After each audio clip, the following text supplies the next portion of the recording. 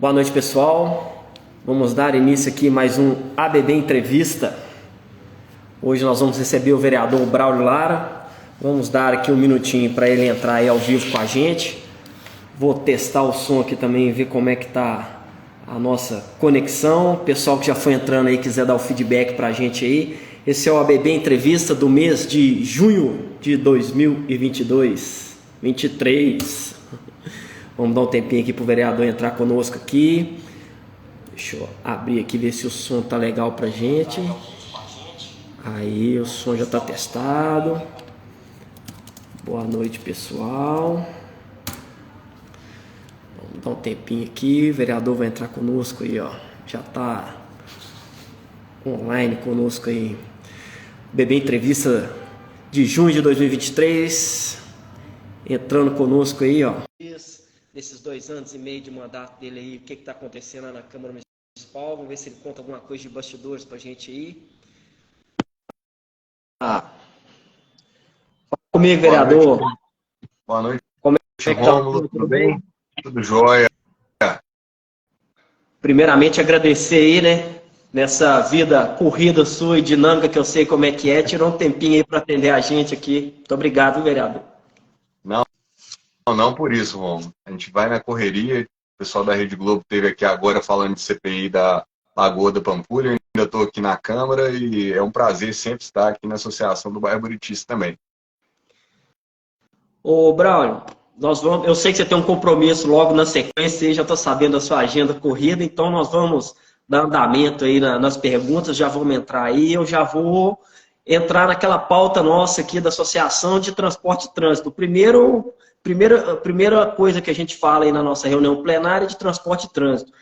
E eu não poderia deixar de perguntar para o senhor, porque é uma das coisas que eu falo muito na coluna do presidente, que eu sou totalmente contra esse subsídio aí que a prefeitura tem dado aos transportadores, aí, aos concessionários de transporte coletivo, e hoje nós vimos uma operação da Polícia Federal indo aí na garagem de um dos grandes aí para combater sonegação e tudo mais, enfim.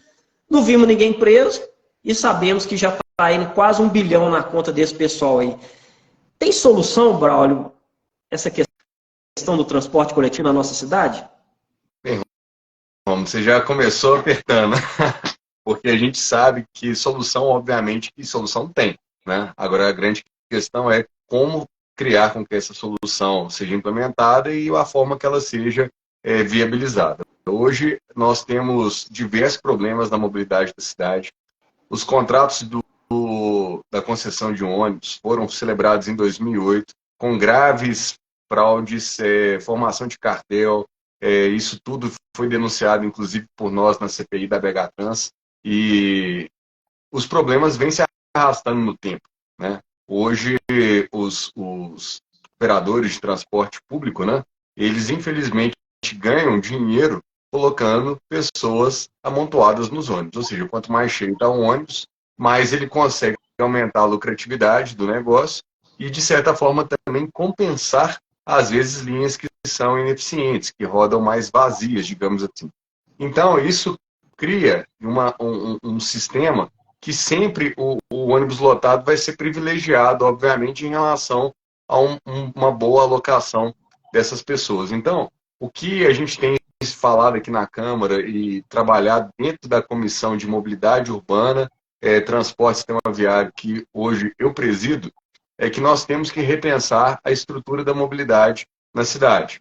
Então, o que a gente vem pautando da discussão é de separar a questão de quem paga a passagem, né, o usuário do transporte, o cliente do transporte público, né, esse dinheiro não vá diretamente aos operadores, e sim que ele vá para uma bilhetagem centralizada, né, um sistema de pagamentos que centraliza essa operação e que monetize as operações de transporte, as empresas de transporte, pelo quilômetro rodado.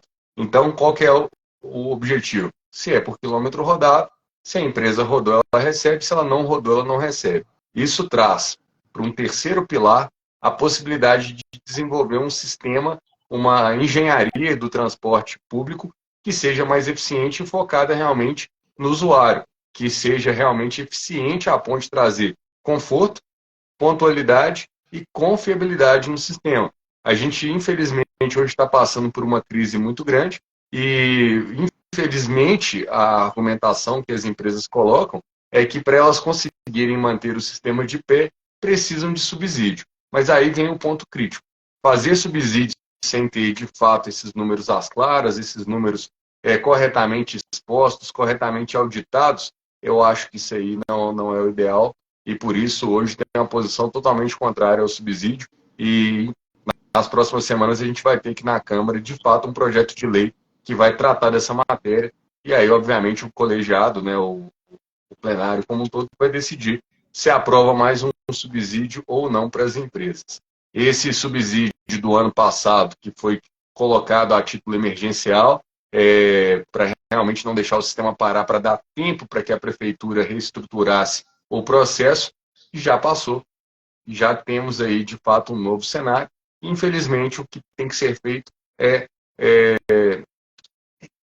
tratar a causa, reestruturar a base. E é isso que a gente tem batido nessa tecla. Então, eu espero que a gente esteja mais maduro aí para realmente implementar essas melhorias, essas mudanças, pelo menos a partir da próxima licitação que está agendada para 2028.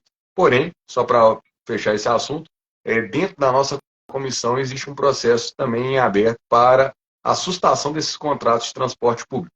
É um processo maior, mais longo, a gente talvez aí tenha que debruçar sobre ele durante todo um ano, mas se a prefeitura não quer, de fato, romper com as cláusulas contratuais que hoje a gente sabe que não sustentam mais o sistema, sendo que tem tantas evidências de fraude, de situações que já deviam ter sido questionadas, se a prefeitura não faz esse papel, o Poder Legislativo está sendo convidado a entrar no processo, mas a gente vai fazer isso com a maior tranquilidade possível, porque, querendo ou não, eu diria que, entre aspas, é o limite do jurídico.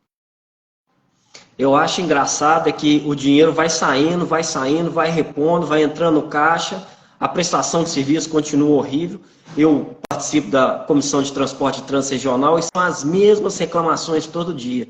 Quem tem problema com mobilidade reduzida, quem pega ônibus todo dia, e a gente está vendo dinheiro saindo, não vê nenhuma contrapartida das empresas, nenhuma reação. A gente vê o Cetra falando que a conta não fecha, que precisa de dinheiro, a prefeitura libera o dinheiro e o serviço não melhora.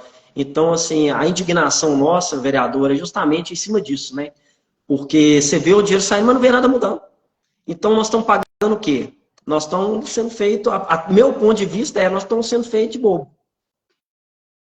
Pois é, e o detalhe é o seguinte, Romo, no final das contas, o cliente sempre está pagando a conta. O cidadão da cidade está pagando a conta. Ou ele está pagando direto na roleta, na catraca, ou ele vai pagar, entre aspas, saindo do IPTU dele. Porque as pessoas entendem, não, que é o subsídio. Subsídio significa o seguinte, pegou uma parte do dinheiro do seu imposto para completar a conta do outro lado. Então, assim, você está pagando de qualquer jeito. A grande questão vai pagar, de fato, na roleta, na catraca, ou vai começar agora a fazer uma cotização para que uma parte do dinheiro entre? A grande questão cadê a prestação de contas, cadê a transparência nos números que justifiquem a passagem no preço que ela está? Hoje ela está a R$6, se esse subsídio for aprovado, ela volta a R$4,50, mas as causas do problema continuam lá, e isso a gente é totalmente contra. Eu acompanhei muito, inclusive, o trabalho seus da Câmara sobre a CPI da BH Trans e eu me revolto toda vez que eu lembro do assunto, né? Porque a quantidade de falcatrua, a quantidade de coisa errada que foi feita. E o Ministério Público teve toda a chance de fazer algo diferente, né? De fazer a diferença naquela época, parar aquilo ali. O prefeito também que falou que abria a caixa preta da BH Trans. Então foi um monte de falácias e um monte de gente que não fez nada. E a bomba acabou estourando agora na mão de vocês, né? Então eu não queria estar na pele suas não, mas o que a gente espera é que tenha uma solução, né? Vamos ver se antes de 2028 consegue. Que tem muito trabalho pela frente, mas o nosso papel aqui é de fiscalizar, de pressionar, de pedir esclarecimentos, de pedir informação para que realmente as coisas aconteçam às claras. Afinal de contas, as pessoas, entre preço e qualidade, a maioria prefere qualidade. A grande questão é que, se você tem qualidade também, mas o preço não é justo, realmente a gente tem que questionar e enxergar saídas para que o transporte público seja acessível a todos. Eu vou passar para o próximo tópico, que também ainda é de revolta, e nós escrevemos nele. Estive na manifestação com vocês lá na Lagoa da Pampulha. O senhor é relator da CPI da Lagoa da Pampulha, né? E estamos acompanhando os trabalhos aí, vendo que ninguém sabe, às vezes, nem o que está falando. Fala em cima de especulação, o que eles acham, o técnico que é técnico não dá a informação correta, o outro que tinha que saber não tem a resposta.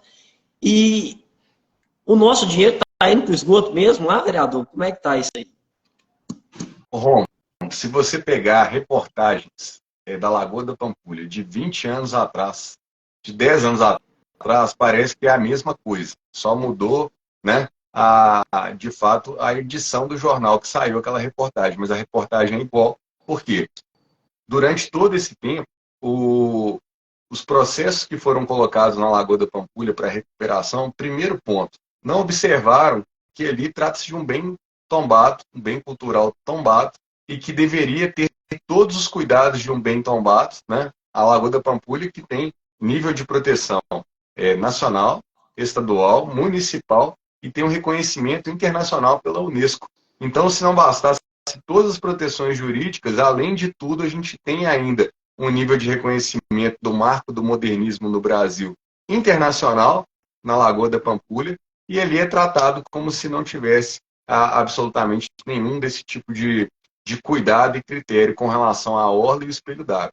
Quando a gente fala em espelho d'água, a gente está falando o seguinte: se você tem um espelho d'água que é tombado, não faz sentido nenhum ele ser ameaçado por assoreamento, ele ser ameaçado por esgotos, e a gente tem aí todo o ecossistema da bacia da Lagoa da Pampulha com diversas falhas nesse processo. A grande questão é o dinheiro que foi gasto em processos para fazer a recuperação das águas, né, e desassoreamento, principalmente o de recuperação de águas. Nenhum deles focou em estancar as causas.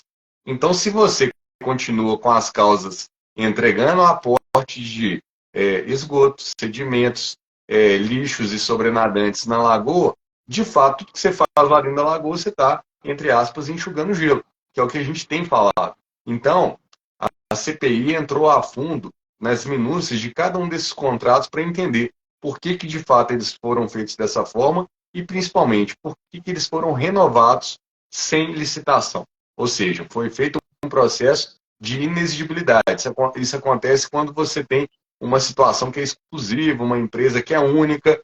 Então, a prefeitura começou a pagar 16 milhões aproximadamente por ano e assim seguiu sem, de fato, atacar a causa. E aí, obviamente, tem os problemas que a Copasa também encara. Mas, por exemplo, falam muito na imprensa que tem mais de aproximadamente 10 mil endereços de imóveis que jogam esgoto na Lagoa da Pampulha. E aí, você vai atrás da informação. Uma parte desses esgotos estão em ruas que já têm a ligação de esgoto da Copasa, ou seja, já passa o cano de esgoto da Copasa na rua, mas o cidadão não fez a ligação. A Copasa informa que ela não tem o poder de polícia de mandar a pessoa fazer a ligação, que essa prerrogativa é da prefeitura. E aí, quando você bate na prefeitura, cadê a fiscalização exigindo onde tem essas tubulações que as pessoas façam a ligação? Então fica aquela coisa de um batendo cabeça para um lado e para o outro, e cadê a solução do problema? Agora, existem lugares que ainda não têm, de fato, a ligação da Copasa. Lugares esses também que às vezes são o quê? Invasões, áreas que foram irregularmente ocupadas e que o poder público não tomou as providências a tempo, né, na hora certa, e aí vai acumulando problema. Essas vilas começam a despejar esgotos nos cursos de água, e esses cursos d'água dentro da bacia da Lagoa da Pampulha, todos vão parar lá. Então, mesmo que a gente tivesse, entre aspas, 100% de coleta de esgoto, ou seja, todos os locais com coleta de esgoto, mesmo assim, a variável, a possibilidade de você ainda ter um esgoto difuso, uma poluição difusa, nos remete à necessidade de criar uma barreira de proteção para que esses problemas não entrem na Lagoa da Pampulha. E esses objetos que eu estou citando aqui nunca entraram nos escopos dos contratos que a prefeitura fez. Então é o seguinte, você vai ficar lá anos pagando milhões e milhões de reais por, é, por ano, né? E não vai resolver. Não vai resolver porque a causa continua sendo revelada ali a cada momento. Então, esses são os principais pontos. A gente está agora chegando no final das oitivas. Até o final desse mês de junho, provavelmente vamos soltar aí o relatório conclusivo da CPI. Mas a gente espera que nós tenhamos uma lagoa antes da CPI e uma lagoa pós-CPI. Porque não dá para a gente ter tanta negligência com o patrimônio cultural, da importância que é a Lagoa da Pampulha, sendo tratada da forma que está sendo. E uma das reportagens e das oitivas suas lá, você expôs que aquela parte ali, aquele aterro que foi feito próximo ao zoológico ali, a prefeitura estava com a ideia até de fazer um parque ali e o espelho d'água, como a lagoa é tombada, nem poderia fazer isso, né? É um absurdo, uma coisa atropelando a outra e ninguém conversa com nada. Os ambientalistas que deviam falar alguma coisa também não falam nada, nessa hora fica todo mundo caladinho porque são amigos do rei. Como é que fica? Então, só para você ter uma ideia, Romulo, a enseada do zoológico, que é um caso, na minha opinião, pior ainda, porque em 2004 houve um aterramento e se formou o Parque Ecológico. Isso, para mim, já é um total absurdo. Esse material que era dragado lá na época, ele tinha que ter sido removido da lagoa e levado para algum outro lugar, para um Botafora e tudo. Ali era para ser espelho d'água. Mas, digamos que isso daí se consolidou, erros do passado, mas aí vem a enseada do zoológico. Ela começou a ser utilizada como uma estrutura de bota-espera, ou seja, tirava a terra de dentro da lagoa, o assoreamento, colocava lá para secar e, em tese, esses caminhões sairiam dali. Porém, você vai ao local e observa que a altura do nível da terra em relação à lâmina d'água está assim, mais de 3 metros de altura. Ou seja, foi aterrado. Porque um local que está sendo assoreado, a terra, na verdade, ela tende a parar de acumular no nível da água, e não com 3 metros de altura de desnível. Isso aí só tem como fazer com intervenção mecânica. E a própria prefeitura, em um determinado momento, eu não vou recordar aqui agora a data certinho, pautou de fazer na enseada do zoológico o mesmo que fez hoje no Parque Ecológico, ou seja, eles tinham a oportunidade de resolver o problema e desassorear e fazer aquela área virar o espelho d'água, mas não, foram fazendo um caminho diferente. E sem contar que, para bloquear a vista das pessoas com relação a essas intervenções, fizeram plantios sistemáticos de leucenas, que é uma planta invasora e que se prolifera muito rápido, para você passar ali na enseada do zoológico, por exemplo, e não ver a quantidade de coisa que já está acontecendo ali dentro da lagoa há anos. Então, assim, são grandes absurdos. A gente está falando de uma orla que é tombada pelo princípio do próprio tombamento cultural, tanto pelo nível nacional, estadual e municipal. A lagoa, ela tinha que ter a garantia de que qualquer lugar da margem que você tivesse vista do outro lado. Então, esses plantios que estão sendo feitos de forma totalmente em desconformidade com o tombamento cultural, afrontam diretamente o paisagismo que foi idealizado lá atrás pelo Niemeyer, pelo Buller Marx, ou seja, é uma mutilação completa do bem tombado. Então, assim, a prefeitura, quando a gente vai fazendo as oitivas, você percebe um total despreparo e descaso com as normas que já são feitas. E mutilar um bem tombado é um crime também. Então, são vários problemas que a gente observa na CPI da Lagoa da Pampulha e encaminharemos, obviamente, aí ao final do relatório, né, todas essas informações para o Ministério Público para que se tomem as providências cabíveis. Você falou agora há pouco que são gastos anualmente aproximadamente 16 milhões. Você já tem um número de quanto já foi gasto até hoje? Em 20 anos, Rômulo, já se gastou mais de 1,4 bilhões de reais na Lagoa da Pampulha, em 20 anos. A gente está em 23, eu estou falando de 2003 para frente. 2003 para frente foi quando, na época, esse parque ecológico foi consolidado e foi inaugurada a estação de tratamento de águas pluviais que fica ali na saída do Ressaca e Sarandi. Então, assim, é muito dinheiro e a gente sabe porque a população que frequenta a Lagoa da Pampulha, que passa lá de vez em quando, é testemunha dos problemas que saltam aos olhos, né?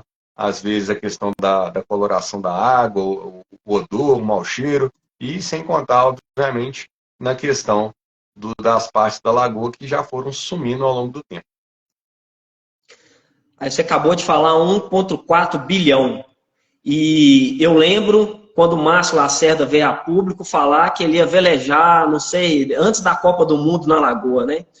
Lembro do Calil brigando com a Câmara Municipal, querendo que vocês liberassem para ele um empréstimo de mais de 900 milhões para fazer ali a retenção ali de água ali no Vilarinho e adjacências ali, né? E isso, dinheiro nosso indo para o ralo. Né? Olha o absurdo. O Braulio chega a ficar... eu tô rindo de nervoso, porque Mas é de não tem indignar mesmo. condições. Mas a diferença, Rômulo, é que essa Câmara, e aí eu falo aqui também, junto com hoje outros vereadores, né? Eu acho que a Câmara se requalificou e a gente está, de fato, colocando muitas questões na mesa para passar realmente assuntos em pratos limpos e cobrar, de fato, a efetividade do uso do dinheiro público. Então, assim, acabou que, da forma que hoje eu estou atuando, né? E principalmente por ter essa conexão toda com o bairro Buritis, além do nosso bairro Buritis, nós temos hoje aí problemas que são problemas da cidade inteira, mas que estão avançando, tanto na linha da mobilidade, na linha da questão da Lagoa da Pampulha, que vincula-se aos pontos turísticos, e tem mais um que está vindo aí, que na verdade é um trabalho que já tem mais de um ano e meio, já vai para praticamente 2 anos de trabalho, que é a parte dos moradores de rua, e que agora o projeto avançou. Eu acredito aí que no mês de julho, talvez, ele estará chegando para ser votado em primeiro turno, que é também mais uma contribuição do meu mandato, para os problemas que a cidade vê e salta aos olhos. Basta você andar pela cidade e ver a quantidade de moradores de rua, e não é por causa da situação humana, pura e simplesmente não. É por falha de processo da nossa assistência social em funcionamento na cidade. A gente já podia ser muito mais efetivo e assim diminuir os efeitos desse problema. Sobre os moradores de rua, ia ser a próxima pergunta, já emendando aí. Nós tivemos uma reunião com o secretário Fleury e ele falou com a gente que o caixa da prefeitura é superavitário. Mas com esse monte de esbanjo, dinheiro indo no esgoto abaixo, subsídio, vai sobrar, Braulio, dinheiro para a infraestrutura que a cidade precisa para tocar esses projetos de grande importância, como esse aí dos moradores de rua, que a gente precisa, é uma coisa que a gente vem desde antes da pandemia, que a gente precisava de tentar ajudar essas pessoas a solucionar. Você acha que vai sobrar dinheiro? Vai precisar dos vereadores ter que colocar mais uma vez, aportar aí as emendas impositivas, dinheiro da Câmara, ou a Prefeitura vai conseguir tocar um projeto sozinho? No final do ano passado, a Câmara fez uma devolução de dinheiro para a Prefeitura, e com base nas economias, os gabinetes, enfim, a Câmara gasta menos do que em tese ela poderia, de fato, consumir do orçamento municipal, e ela fez uma devolução destinando, inclusive, os recursos para essa finalidade dos moradores de rua. Isso foi feito no final do ano passado, é algo em torno na casa de 100 milhões de reais. Eu diria que o problema não é dinheiro, o problema é trabalho, o problema é efetividade, o problema é buscar resultado. As ações públicas, infelizmente, as pessoas às vezes gostam de avaliar a sua eficiência pela boa intenção de quem propôs, e não de gerenciá-las com números e efetividade de solução. E isso faz com que a gente fique patinando às vezes, e o problema salta aos olhos, as pessoas percebem isso ao andar pelas ruas, andar pela cidade, e a gente vê que não resolve. Então, espero aí que a gente realmente consiga impulsionar a proatividade do Poder Executivo, da Prefeitura, em realmente engrenar uma marcha forte para ser minimamente eficiente na tratativa desse problema. Por que nós começamos com esses assuntos falando da cidade? O Buritis completa nesse ano 27 anos, né? Nesse mês, né? 27 anos. E nós sempre discutimos Belo Horizonte como um todo. A gente não trata só do Buritis. Você foi ex-presidente, foi membro da associação, foi ex-presidente da associação, hoje vereador, né? 2 mandatos, hoje vereador, representa nosso bairro e nossa cidade. e a gente discute a cidade como um todo. O Buriti está nos principais conselhos comunitários da nossa cidade. A gente discute todos os assuntos, né? Temos cadeiras eleitas aí nos conselhos comunitários. E nesses 27 anos que a associação está cumprindo, bairro, várias coisas foram engavetadas. Vários pedidos lá da época de fundação da associação, da Fátima, do Paulo Gomide, da Consuelo, seus, estavam parados na gaveta e não estavam andando. Agora, você, como vereador, como sendo o nosso representante na Câmara Municipal, a gente tem visto o que tem acontecido aqui.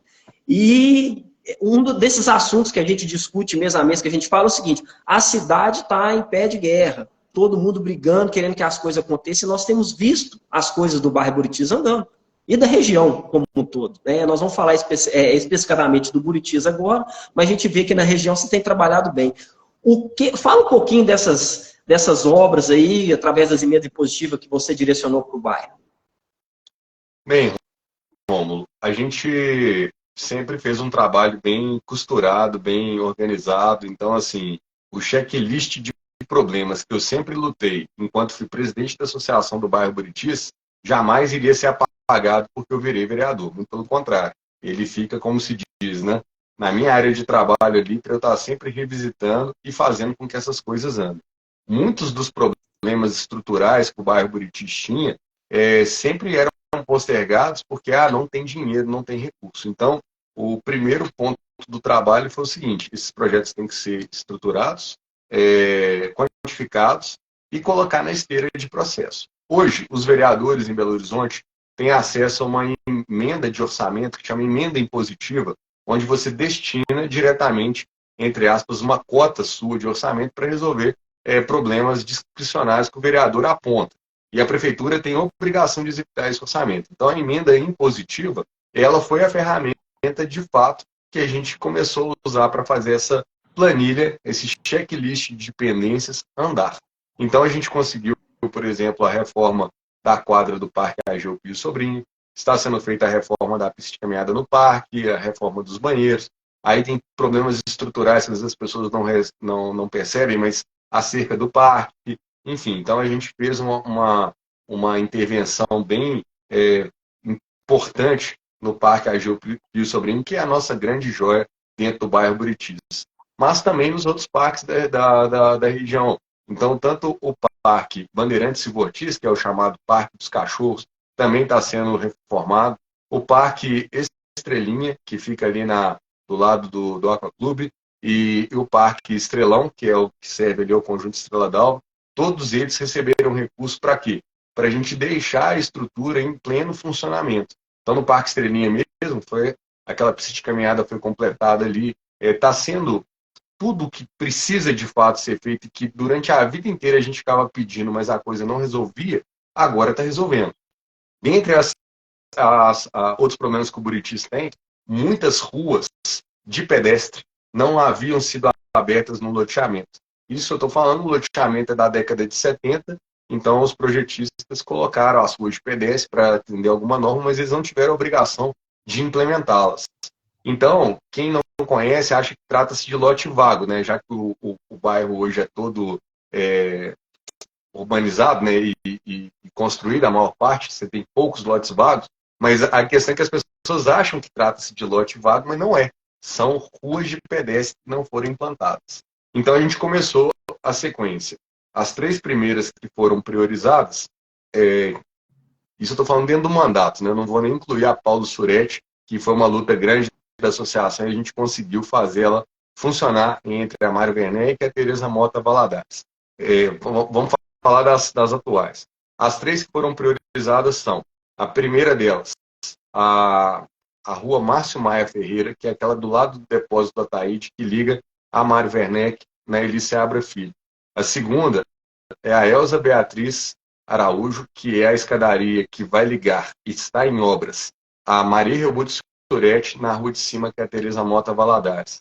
E lá no fundo do bairro, a rua chama Jornalista Hélio Fraga, que liga a Deputado Fábio Vasconcelos, lá no final da pista de caminhada da Badaró Portugal, e que liga na Sebastião Nascimento, que ele já é Palmeiras, que é uma rua também que já era usada em estado super precário, em terra, e ela agora está urbanizada, com asfalto, com iluminação. Então, assim, a rua foi aberta, né, nos finalmente. Então, essas 3 obras são as 3 que eu tinha indicado para 2022. Por que elas não estão todas prontas? Porque a de 22 começou em 23, a escadaria está em obras agora. Mas a Márcio Maia Ferreira tinha uma discussão muito grande se ela podia ser aberta como via ou ela deveria ser escadaria. E quando percebeu que para ser via demandaria um projeto, esse projeto então foi feito, ele deve estar acabando de ser entregue lá na prefeitura, e aí sim vai viabilizar os recursos, talvez para 2024, para ser implementado. Mas está andando. A outra eu já falei. E aí, todas as ruas de pedestre, eu encomendei, entre aspas, por meio de orçamento impositivo, que sejam desenhados os projetos de todas elas. Todas. No total são 14. Mas tem N ruas. Tem a Djanira Soares, por exemplo, que é aquela rua que liga o ponto final do 8208 até a rua de cima, que é a Alessandro Salom Cadar ali. É a Esmeraldo Botelho com a Alessandro Salom Cadar. Tem uma caixa d'água da Copasa lá. O pessoal passa ali para descer e chegar no ponto final do ônibus, né? E nunca foi urbanizado.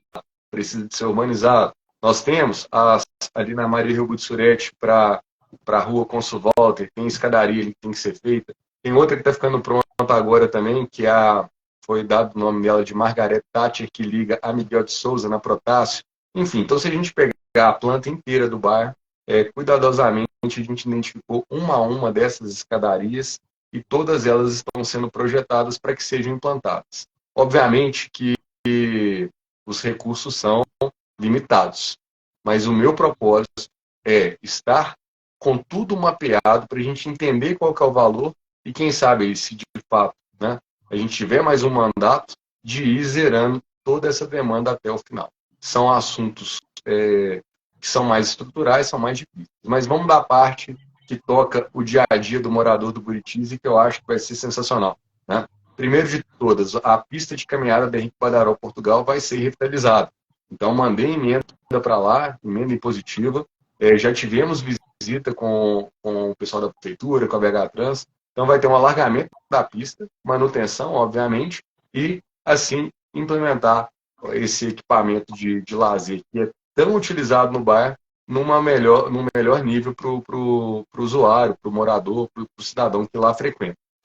Direcionamos também a pista a implementação, estudo para a implementação da pista de caminhada ali na região da Marco Aurélio de Miranda e da Avenida Protásio de Oliveira Pena. Inclusive, várias pessoas mandaram mensagens na minha rede social querendo se posicionar, uns a favor, outros contra, mas a verdade ainda a BH Trans não desenhou o projeto. A gente não sabe se tem como implementar essa pista de caminhada ainda mantendo os estacionamentos, se vai ter que anular um estacionamento do lado da rua, se tem como usar essa rua ou não. Enfim, então a gente está aguardando o projeto para aí sim mostrar para a população e se alguém tiver alguma observação a fazer, obviamente fazer. E, entre outros, todos os postos de saúde da região, nós direcionamos recursos para melhorar a estrutura. Então, o posto de saúde ali que nos atende, bairro Palmeiras, posto de saúde do Vila Leonina, posto de saúde do Avaí, né, que agora tem aquele novo da PPP, sensacional. Tem a UPA Oeste, que fica na Barão também, direcionamos recursos para lá para fazer a manutenção. Então, fizemos uma intervenção bem forte na questão das unidades de saúde. E, enfim, aí tem vários outros itens. A Praça Haroldo Tenuta, que já foi, inclusive, emenda impositiva, já está pintadinho de novo, foi revitalizada agora. Enfim, todas as praças, até porque existe o projeto Adote o Verde com a ABB, né? E a ABB cuida de todos esses espaços lá, então a gente tem que manter o bairro sempre bonito, o bairro em plena utilização, e eu acho que isso a população já está percebendo e é fruto, sim, desse mandato, dessa mobilização política que a gente conseguiu pela primeira vez nesses 27 anos fazer. Então, eu acho que mostra a importância realmente da política no dia a dia da nossa cidade. Dessas obras aí, Braulio, qual foi aquela que você falou assim, ufa, até que enfim saiu? Nossa, cada uma que sai, eu tenho exatamente essa, essa vontade de dar um grito realmente assim, de falar yes, né? Deu certo. E cada hora que vai dando certo, a gente vai comemorando aí com todo mundo. Eu falo porque é o seguinte, quando o senhor tomou posse na Câmara Municipal, eu, na função de presidente, eu reiterei todos os ofícios que estavam feitos lá atrás, e não foi pouco não. A hora que eu sentei com o seu secretário, ele começou a falar assim, mas isso tudo? Eu falei, não, isso aqui é só uma parte, eu não trouxe tudo não, isso aqui é o que é urgente. Só para começar, né? Isso é para começar, para não ficar muito de qualquer forma, quando comecei o mandato, a gente trabalhou em todas essas linhas de frente. E, assim, na política você tem que ter a paciência também de saber que as coisas não vão acontecer na hora que você precisa. Mas, porém, se você não tiver ali na fila, né, você não vai estar sendo contemplado. Então, antes que me perguntem, eu não consegui, de fato, ler todas as mensagens, mas eu te digo o seguinte, Ron, todas as ruas que precisam de pavimentação no bairro estão previstas no orçamento de 2023. Basta agora apenas a prefeitura executar. Então, essas não são impositivas, tá? Elas são, eu falo que é o orçamento amplo da cidade, mas todas foram previstas.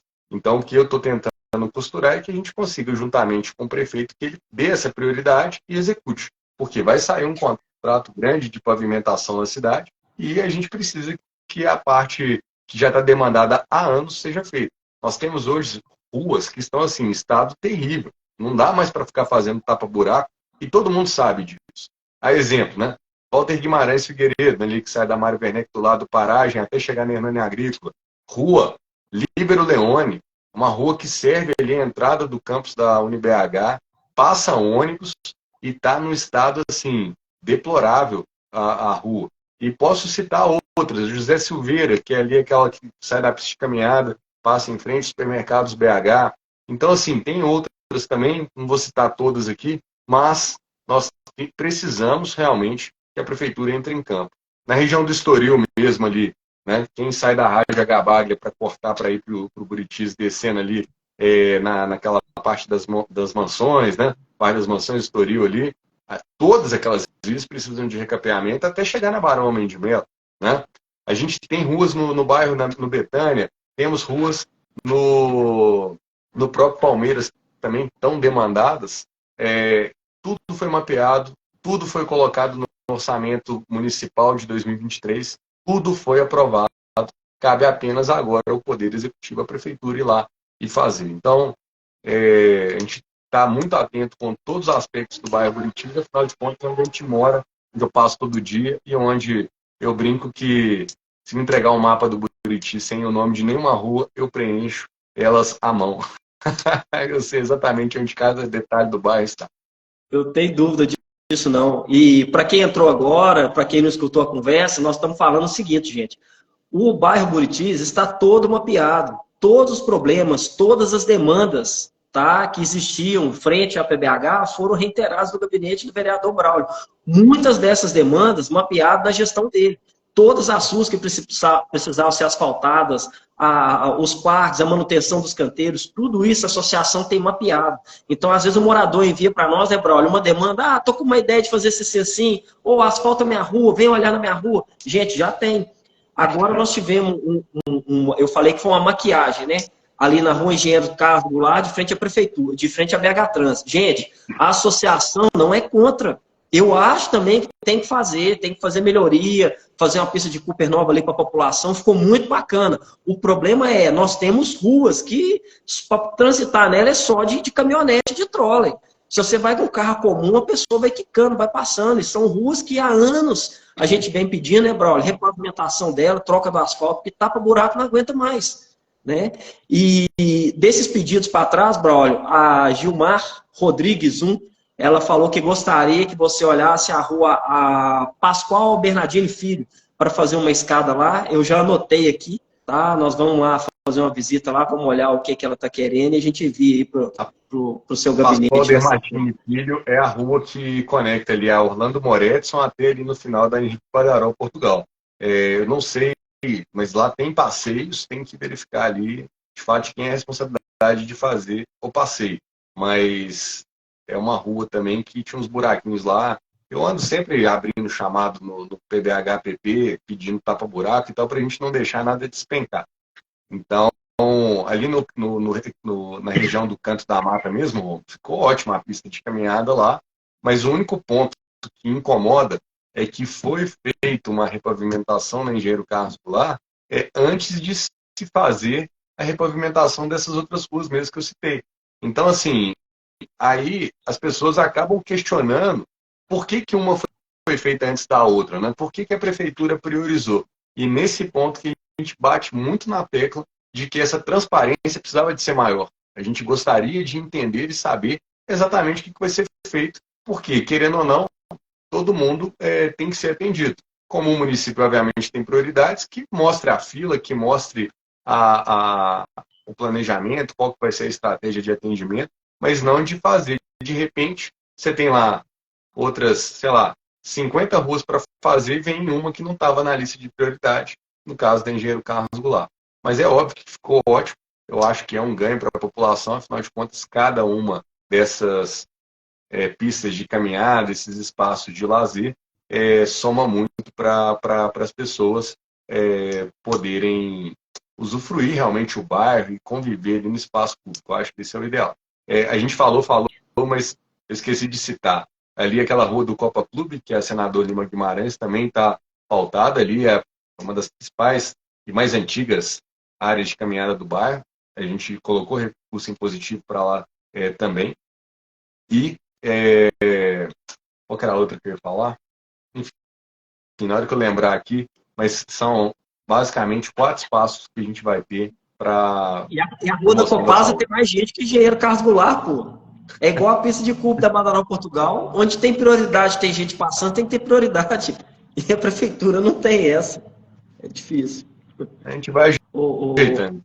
Vai. Ô, Braulio, você já falou um pouquinho do que vem por aí, das emendas impositivas, o que está sendo realocado aqui para o bairro. Algumas obras você já falou que estão em atraso, estão por fazer. Entrou muita coisa também no período de chuva, eu acompanhei, inclusive lá a quadra do Parque Agil, nós tivemos lá hoje. Eu dei o feedback lá no Instagram da associação, porque a quadra foi interditada novamente com a reforma e nós pedimos uma posição da Secretaria de Manutenção, né, da Germa, por que estava sendo fechado, porque a emenda foi canalizada para a quadra foi reformada, a gente sabe que teve aquela inundação, aquele problema logo após a reinauguração, e que ela foi repintada, mas um problema em sequência, né? E a justificativa da secretaria foi justamente essa, que devido à chuva, aquele problema que teve lá da inundação, alguns problemas apareceram. Posterior, eles estão reparando antes que o problema fique pior, né? E eu fiquei feliz com essa explicação, vereador, porque normalmente a gente vê a prefeitura resolvendo problema, e não preventivo, né? E essa turma aqui da nossa região, eles têm trabalhado, eu tenho acompanhado as visitas técnicas com vocês, a Rose, nossa vice-presidente, tem acompanhado também, e visto a preocupação da regional e da secretaria de obras aí nessa parte de manutenção, né, da GERMA, que eles estão preocupados também com a parte preventiva, que é mais barato prevenir do que remediar depois, né? Romulo, eu lembrei, até porque eu não sei se o nosso tempo já está esgotando aí, e a gente precisa de trazer essas informações todas, se for o caso, depois a gente faz outra live, vai repassando, mas eu sempre tento dar feedback para toda a população, né? Principalmente aqueles que moram no Buritis, que estão ali acompanhando meu trabalho de perto. Nós temos uma demanda do orçamento participativo de 2011 da Associação do Bairro Buritis, e que também agora vai encaminhar para ser executado, né? Que é a famosa pista de skate. E essa pista de skate também o projeto está quase sendo finalizado, e aí mobilizar os recursos para que ela seja construída. Provavelmente, pelo andar da carruagem, a gente está falando em 2024, pós-chuvas. Mas eu não sei como é que vai transcorrer. Até setembro, a Câmara recebe o orçamento da Prefeitura para se discutir o ano seguinte, e eu espero que até setembro todas as informações necessárias para que a gente tome essas decisões de recursos e prioridades que a gente faça para conseguir viabilizar com que esses projetos que deram início, principalmente, todos terminem e obviamente, nos dê o norte também, caso aconteça, obviamente, um próximo mandato vinculado a essas pautas do bairro. Aí ó, o Elton 51 tá falando aí, para não esquecer lá da Pena Thalys de Moraes, não. Fala, ô Elton, tá lá na lista tem muito tempo. As duas vizinhas dele já foram feitas, né? Falta só a dele aí agora. E... O Elton tá aí, eu até mando um abraço para ele, Rose, Reginaldo, meu tio, que também tá aí. Eu vi que alguns outros que eu não citei, mas vários amigos e pessoas que eu gosto demais que estão aqui participando. O Elton sabe aí dessa saga da pista, mas a gente tomou a decisão lá atrás, juntos, todo mundo em pé lá no dia do Buritis Gastro e Arte, né?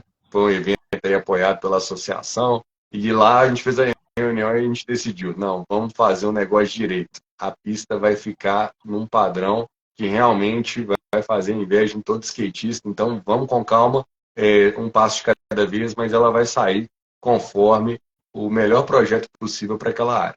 Falei, então vamos embora, não vamos passar o carro na frente dos bois. Quem esperou tanto tempo, espera mais um pouquinho, mas vai ficar top. A pista de skate, que era o próximo tópico, nós já entramos emendando, é bom que nós estamos sincronizados. Ó, não estou muito fora do que você está pensando, do que você estava pensando, não. Tanto dessa lista aí, né, Romo? Que eu acho que por isso que eu já até tinha antecipado. Você já foi emendando, eu já fui limando aqui, ó, já fui riscando aqui, eu já sabia. Vereador, para finalizar a penúltima pergunta aqui, o outro, na verdade, é uma reclamação, hein? Essa aí foi pessoal, eu vou deixá-la para o final. Dia 26, a associação completa 27 anos, né? 27 anos de relevância, de trabalho comunitário para o nosso bairro, para a nossa cidade. Nós podemos esperar aí mais 27 anos de parceria com o senhor, vereador? Uai, com certeza, se eu estiver vivo, 27 anos para frente... Tá novo ainda e com gás, pô. Não, eu tô falando sério. Minha meta é chegar aos 100 anos, então tá tranquilo, pode contar com certeza. Então, tá bom. E essa é uma reclamação pessoal que eu recebi semana passada, antes da aula de inglês. O Braulio Lara, gente, que meu amigo, fui vice-presidente dele por 2 mandatos, substituí ele, tive o prazer de estar presente com ele lá no último sim lá da Itatiaia, quando ele foi eleito. Então, eu lembro que a galera tava juntando as coisas, vambora. Não, gente, voltou aqui, peraí, vai computar agora, vai sair. E lembro da angústia sua para ver se a cota e o coeficiente ia dar para você ir ou não, tá? Então eu tenho essa liberdade de fazer essa reclamação para você. O Chico Lara reclamou que você tirou o 1000º gol dele. Explica isso para nós. Ô, Romo, essa reclamação eu não sabia que ela estava pública, não, mas é verdade. O Chico Lara, aqui, como você sabe, o meu pai é um fanático por futebol, né? Ele já tem 72 anos, já vai completar 73, joga bola, futebol de campo 3 vezes por semana e ele contabiliza os gols dele na agenda desde 1900 e preto e branco, e ele está com 999 gols na contabilidade dele e agora falta fazer o 1000º gol. Porém, na última pelada, no final de semana retrasado, né, eu fui jogar, me puseram no time contrário dele na pelada. Meu pai não admite bater pênaltis, ele quer fazer o 1000º gol de bola em movimento. E eu, poxa, me puseram para jogar na defesa, meu pai atacando, falei, poxa, eu não vou dar mole pro velho, daqui a pouco eles vão falar que eu tô facilitando. O goleiro do meu time machuca. E aí alguém tinha que ir pro gol. Ô, brother, pega lá no gol. Eu fui pro gol. A bola sobra sozinho pro meu pai. Se eu tomo o gol, Ron, eu escutar esse negócio pro resto da vida, que eu tomei o 1000º gol. E as outras pessoas ainda iam falar que eu ia ter deixado. Então eu falei, não, tem que valorizar o passe. Eu fui na bola e fechei o ângulo e defendi. Ele tá bravo. Ele ia se consagrar o 1000º gol do filho dele. Nem o Pelé conseguiu isso. Se fosse em cima de mim, ia perder o efeito do negócio. Eu falei, eu não vou dar mole pro velho, não. Qualquer outro pode, eu não. Ó, em cima da progênie do Chico Lara, eu acredito que o senhor vai estar muito mais de 27 anos com a gente, que o seu pai com 73 anos, correndo igual o Bigode, tá? É de deixar qualquer um invejável, viu? Não, é invejável mesmo, mas eu vou pedir para me escalarem no time dele da próxima, que às vezes eu dou o passe para ele fazer. Aí vale. No mesmo Muito time bem. vale. Agora eu com a incumbência de defender, ficar dando mole, não dá. O Wilson e o Neto, que se for o passe do Neto, melhor ainda, que ele tá enchendo a bola do seu menino, falando que o André tá jogando é muito.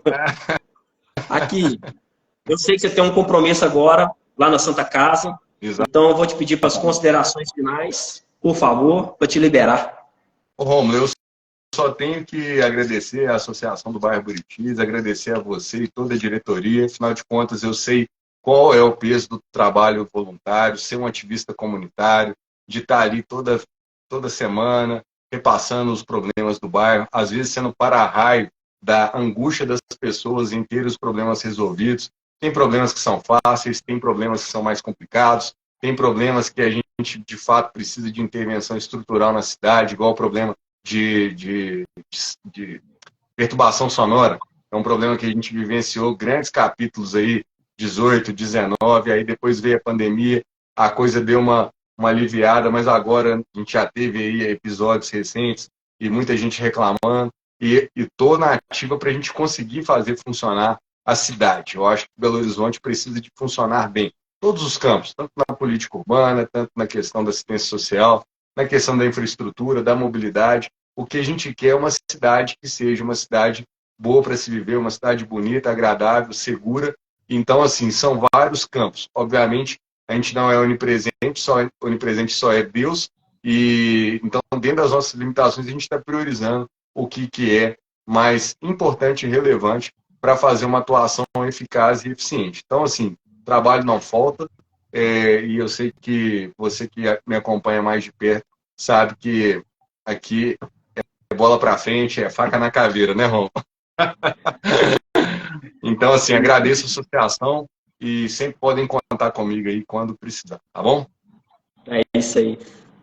Galera de casa, a BB Entrevista do mês de junho de 2023, vereador Braulio Lara, amigo, irmão, filho, pai, referência para nós, parceiro da Associação do Bairro Buritis, vereador de Belo Horizonte. Muito obrigado, meu querido.